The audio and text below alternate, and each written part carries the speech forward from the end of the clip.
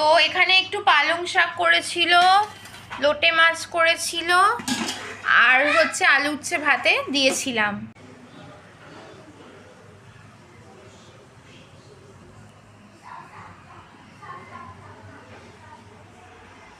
এই যে আলু ভাজা করেছি, ওকে একটু রুটি করে দিয়ে দেবো।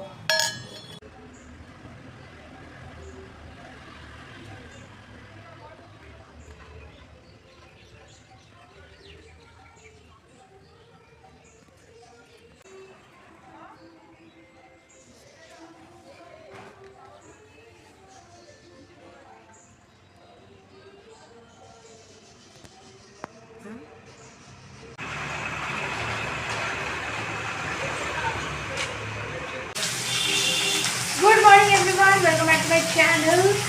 আরেকটা নতুন ব্লগে তোমাদের সকলকে স্বাগত জানাই।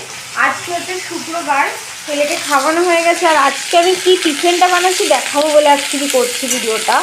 টমেটো আর আলু পেঁয়াজ দিয়ে কাঁচা লঙ্কা কালো জিরে ফোড়ন দিয়ে একটা তরকারি করছি।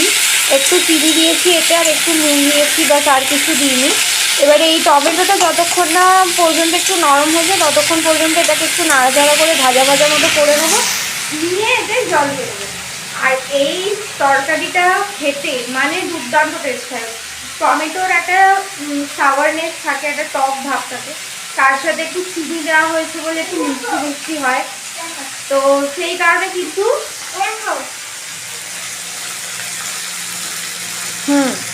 সেই কারণে কিন্তু এই মানে তরকারিটা খেতে দুর্দান্ত টেস্ট হয়।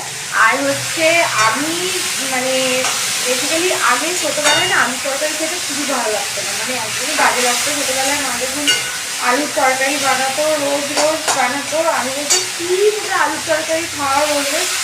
কিন্তু বিশ্বাস করো, মানে বিয়ের পর এই নিজের হাতে জবের থেকে বানাচ্ছি, তবের থেকে মানে আলু তরকারি ছাড়া সকালবেলা অন্য কিছু করার টাইম হয় না। তো আজকে ভাবলাম যে একটু অন্যরকম কিছু করা যাক। অন্যরকম বলতে এই আর কি, মানে টমেটোটা দিয়ে দেখো, টমেটোটা এখানে কিন্তু একদম নরম হয়ে গেল সাথে সাথে। এই যে গোটা গোটা ছিল তো, এই যে এরকম নরম হয়ে গেল। এবারে এটা আরেকটুখানি, মানে এতে কিন্তু আমি কোনো হলুদ অ্যাড করিনি, এটা জাস্ট মানে ইসে দিয়েই হচ্ছে। টমেটোর যে এই কালারটা, এটা টমেটোর কালার। তো এই টমেটোটা নরম হয়ে গেলে এতে জল দিয়ে দেবো এবার। এই যে তোমাদেরকে দেখাই, টমেটোটা কিন্তু একদম নরম হয়ে গেছে, একদম মিশে গেছে। এই অবস্থায় কিন্তু এবারে আমি জল দিয়ে দেবো এতে। এটা চাইলে তোমরা মানে গ্রেভি হিসেবেও খেতে পারো, আবার একটু ঝোল ঝোল করেও খেতে পারো, বাট যেভাবেই খাবে সেইভাবেই